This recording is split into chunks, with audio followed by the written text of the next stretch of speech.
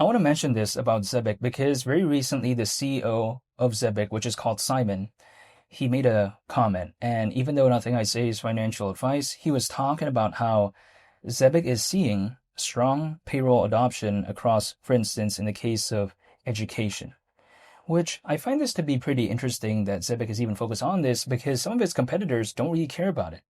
I get it, ZBCN is still not doing that best, right? I mean, it's around like 37 times lower than 10 cents. But even besides that, we have to consider. According to Morgan Stanley, the global education market is slated to reach an estimated $8 trillion by 2030. Now, I'm not in 2030, so there's no way for me to know if that's going to be the case or not. However, seeing that right there, I think if anything, kind of makes me imagine what that could be. Right? Now, when it comes to Zebec, we already know that they kind of focus on education through acquiring something called Science Card UK, sort of indirectly, I guess. They kind of are focused on that market, I suppose. But them even focusing on a market like that, I think showcases the foresight, right, of Zebec. It doesn't mean they could be anything. But if anything, I think it showcases, again, their sort of forward thinking mindset where they're even thinking about this type of stuff. And if we take a look at it as well, Zebec being focused on a market sector like that, a lot of people like to say, why don't they just be focused on a different market sector? But I think if anything, Zebec is not a project that's limiting themselves purposely because some other projects out there, they want to limit themselves in a sense. I feel like almost because a lot of them, they sort of only want to focus on a certain niche and that's it. They don't want to expand. They don't want to kind of diversify in terms of their focus. But then actually what I like about Zebec is that they are very well diversified. I like how they care about other aspects. And also at the same time, I like how, when it comes to, let's say, the payroll side of things, Zebec likes to kind of talk about this as well. If we take a look at it, that is not sort of a market that is like trendy or something like that. Like payrolls, it's been a thing for many decades, right? And it's still even a thing as of right now. And also, if I take a look at something like Zebec, they are focused on hypothetically payrolls in a sense where they're focused on the instant side of things, right? Which I do find it pretty interesting because, you know, traditionally, when it comes to payrolls, we have to wait for quite a while and all this. So I think Zebec is bringing a different approach to something like that. Who knows if like it's going to see any sort of mass scale adoption or something, but if I take a look at it, even Zebec not too long ago, I saw a statistic indicating how they had over 200 payroll enterprise clients. And keep in mind, this was like the latest monthly volume report that I saw when it comes to Zebec, which they posted themselves, by the way. But besides all that, when I take a look at stuff like this, I just wanted to mention it real quick because I feel like sometimes a lot of my friends like to say, oh, Zebec is only focused on this niche, right? It's only focused on global trade and finance, doesn't care about other markets, but it seems like they do, at least in my perspective. Now, when it comes to ZBCN as well, I'm just really, I guess, in this position where I know that I can't do anything about this, but I'm waiting anyways. Because ZBCN is going to do whatever it wants to do with or without me, right? So if let's say there's an altcoin season and ZBCN does something, whether I'm in this or not, like it doesn't care. It's not going to wait for me. It's not going to like also wait for me if things go in sort of the downwards direction. Also, it doesn't care.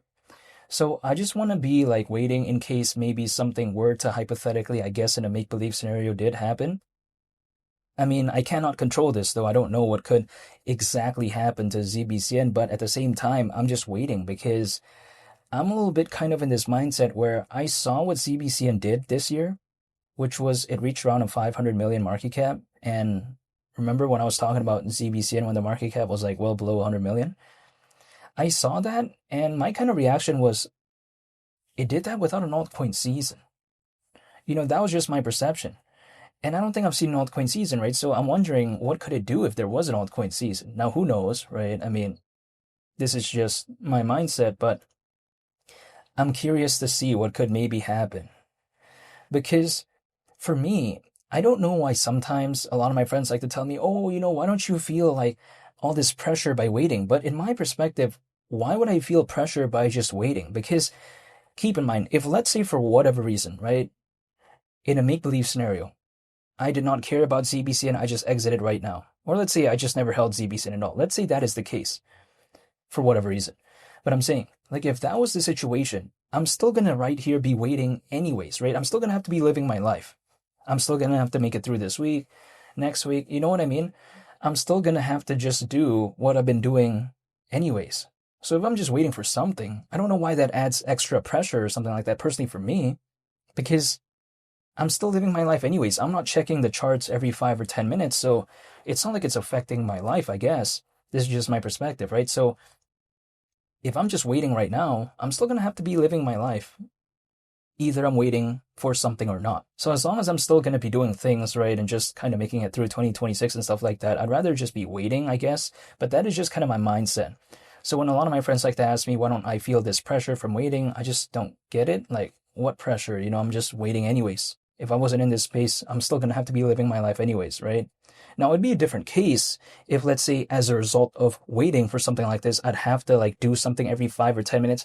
Then that's a different case. Then okay, I get it. That's adding a lot of pressure for me. I'm just literally holding it and just staying patient. That's it. So it's kind of like nothing that requires constant monitoring for me. What I take a look at is the news and the update when it comes to Zebec, but that's it. But that's like just stuff I look at anyways. You know what I mean? Like, it doesn't add extra pressure or something like that. So when I take a look at, let's say, Simon talking, right, which is the CEO, and I take a look at, for instance, what's going on with Zebec in terms of their partnerships and stuff like that, it's just stuff I would originally be reading anyways. So it's not adding any extra like pressure to me. Except if the condition was I had to like, monitor it every 5 or 10 minutes, then okay, yeah, it's a little bit too much. Maybe at that point I'd just like, exit, right? But that's not the case for me, at least, because I'm not trying to figure out what happens every 5 or 10 minutes. My thing is, personally, I'm not telling anyone to do anything. I am dollar cost averaging one time per month. That's it. My thing is just once a month, because that way I'm not trying to like figure out what happens. I'm not trying to find the perfect moment. I'm not going to be able to find the perfect moment. So that's what I'm just going to do anyways. And sure, I could not be in this space, but I'm just waiting. That's my mindset. However, kind of also my perception is that when it comes to Zebec, what I find pretty kind of unique for me is that it brings me this sort of vibe where it's like a miniature version of like XDC.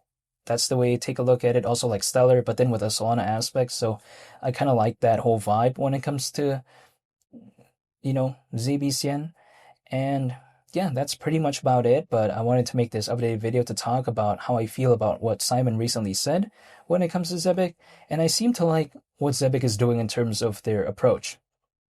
But yeah, in the meantime, just like in one of my previous videos, I talked about how Zebec had this pretty recent achievement, right, of having that ISO 20022 compliance. So I feel like now it's hypothetically sort of, in a position where it's not really, I think, sometimes considered fundamentally like not as, I guess, fascinating as something like XDC, because now it has that ISO 20022 aspect, right? Much like XDC. So it kind of puts it in more of a even playing field. But the thing is, XDC, of course, is just way more popular. But I'm saying, in terms of fundamentals now, it's beginning to kind of close that sort of, gap. That's the way I take a look at it. So yeah, personally for me, still staying patient, 10 cents. It hasn't left my mind. I mean, who knows what could hypothetically happen though, but it is still around 37 times lower than that, so I'll have to wait and see. Market cap actually at 10 cents, considering current circulating supply would be around 7.7 billion. In which case, like, I don't know if that's such an outlandish sort of figure. I mean, who knows though. However, actually, like XLM currently has a market cap of around 7 billion, like, and this is not even during an altcoin season or anything like that. This is literally at a time when people think that altcoins generally aren't doing the best, right?